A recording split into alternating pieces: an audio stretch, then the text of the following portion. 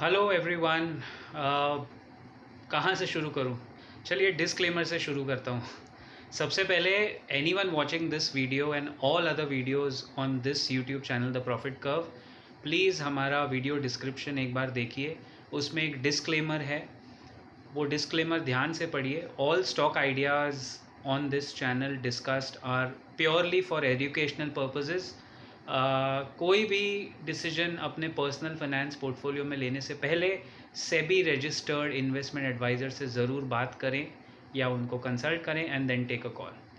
Disclaimer out of the way. I mean, what a day today. Today is 4th of April.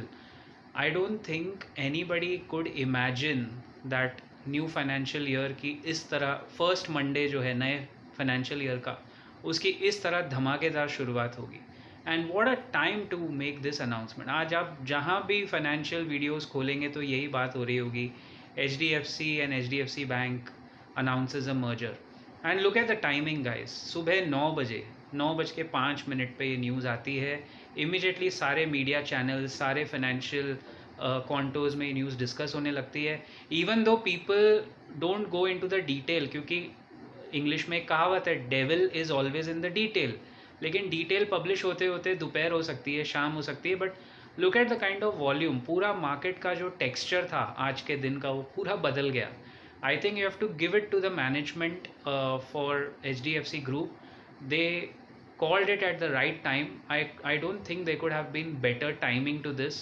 बहुत बढ़िया time पे बढ़िया decision एक तरह से लिया गया है, तो टाइमिंग में आप उनको बीट नहीं कर सकते। उन्होंने बहुत सोच समझ के, आई थिंक रिटेल इन्वेस्टर्स के हक का फैसला है ये। Now let's understand very quickly कि इससे बहुत ज्ञान आप सुनेंगे मार्केट्स में कि ये होगा वो होगा। What does it change for the ordinary retail investor?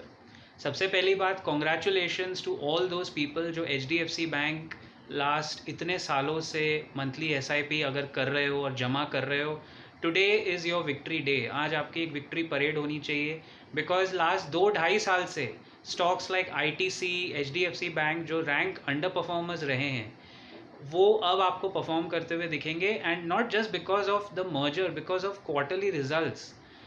Weekend पे HDFC बैंक के क्वार्टरली रिजल्ट्स पब्लिश होते हैं, गाइडेंस बहुत स्ट्रॉन्ग आता है, commentary strong, and Monday morning ये लोग अनाउंस करते हैं। सो it's a very coordinated, very good effort that the company, this is why management integrity is very important. HDFC bank आज जो जिस तरह ये दोनों स्टॉक्स चले हैं, अब देखिए कौन सी कंपनी को ज़्यादा फ़ायदा है, दैट इज़ एनीबडीज़ गेस। फ़ायदा तो दोनों कंपनीज़ को होगा। So let's break it down. Point number 1, कोई स्ट्रैटेजी किसी रिटेल निवेशक की इस मर्जर की वजह से चेंज आइडियली तो नहीं होती है, बिकॉज अगर आप उस दोनों स्टॉक्स जमा कर रहे थे, या even those most of the people are buying HDFC bank, आपको वही स्ट्रैटेजी सिमिलर वे में कंटिन्यू करनी है। दैट डजंट चेंज, कुछ बदलता नहीं है उस केस में, तो कुछ भी नहीं बदलता।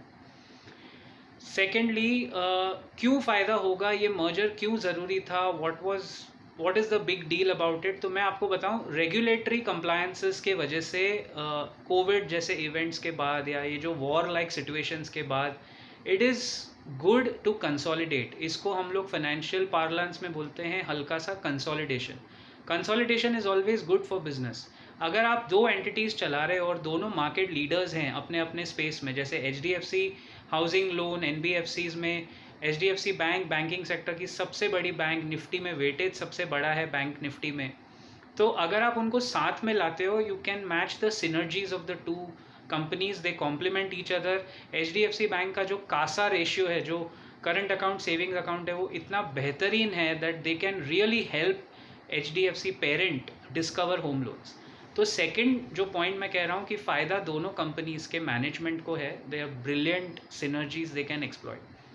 थर्ड, रिटेल निवेशक के लिहाज से ही बात कर रहे हैं, तो थर्ड फ़ायदा ये है कि अल्टीमेटली प्रॉफिट ग्रोथ पहले आती है और प्राइस डिस्कवरी बाद में होती है। तो लास्ट 2-3 साल से जो आप देख रहे हो, कोविड का प्रेशर, कोविड नंबर्स, कोविड ये कोविड वो, अभी ये रशिया यूक्रेन वॉर, एक चीज़ जो इस डेकेड ने हमें दिखाई है 2020 में घुसते ही, जो कॉमन रहने वाली है शायद, वो है अनसर्टेनिटी। मतलब आपको अनसर्टेनिटी के साथ जूझना है। अब इस वजह से HDFC बैंक एक्चुअली परफॉर्म नहीं कर रहा था and it was an accumulation opportunity, accumulate करने की अपॉर्चुनिटी दे रहा है 2 ढाई 3 साल से। आप देखो जब से जितने लोगों ने अक्यूमुलेट किया निरंतर, अब आप इसमें वैल्यू तो दिख गई है मार्केट को, अब प्राइस डिस्कवरी होते हुए देखोगे। वैल्यू पहले दिखती है, प्राइस डिस्कवरी अनफॉर्चुनेटली बाद में होती है। So now this is a time for the price discovery. हालांकि जो स्वैप रेशियो अनाउंस किया है वो स्वैप रेशियो अभी बाहर निकल के आ रहा है, अभी निकलेगा और भी कुछ ना कुछ इसमें से, आप फाइन प्रिंट पढ़ेंगे तो आपको ज़्यादा पता चलेगा।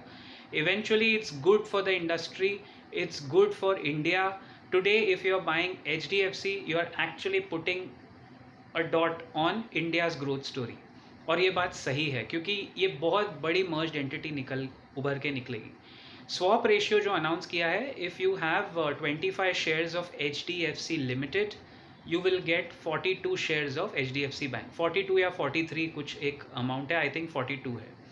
तो उस स्वैप रेशियो में आपको शेयर्स बांटे जाएंगे। इवेंचुअली ये एक मर्ज्ड एंटिटी होगी, इसका नाम आपको धीरे धीरे पता चलेगा व्हाट्स द न्यू नेम, लेकिन इससे फ़ायदा ज़बरदस्त होगा।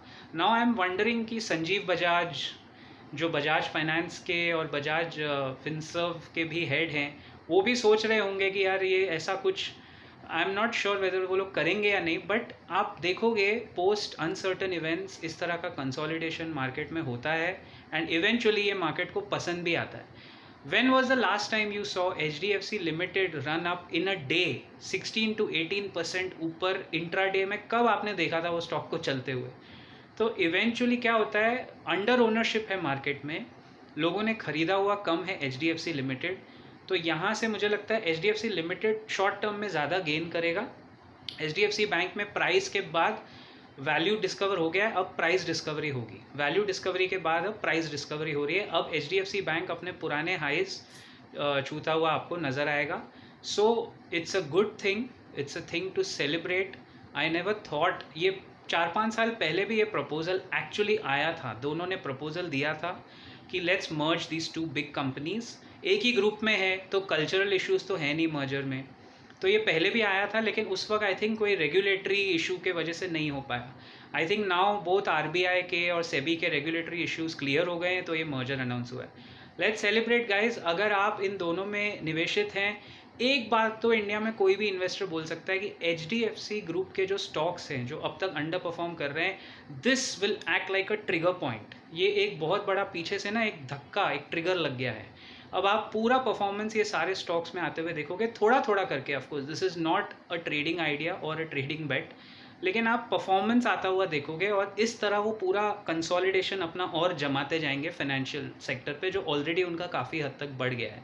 This is how this is HDFC's consolidation movement on India's fintech and financial sector, so to say. कोई आपके कमेंट्स क्वेरीज हो तो please put them on the chat box. I'll be happy to answer all your queries and I'll see you around in the next video very soon. Till then, keep profiting.